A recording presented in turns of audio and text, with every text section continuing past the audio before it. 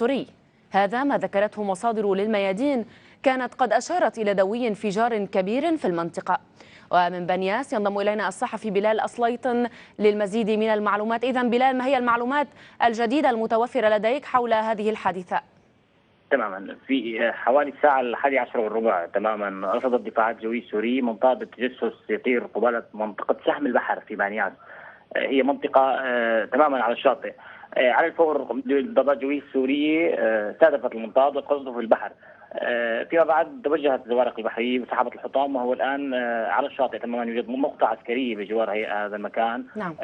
والحطام موجود فيها. حاليا زوارق خفر السواحل موجودة بقبالة هي المنطقة، والضفادع البشرية أيضا موجودة تنتشر تماما. اللافت في الموضوع أنه صوت الانفجار كان قوي جدا جدا وسمع إلى مناطق بعيدة جدا عن بانياس.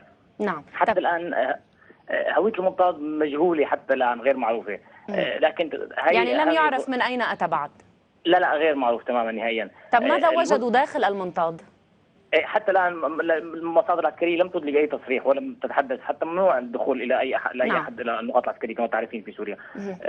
لكن هذه الحادثة تعيدنا بالأذهان إلى حادث إسقاط الطائرة التركية قبالة شواطئ اللاذقية في 22 يونيو الماضي. نعم.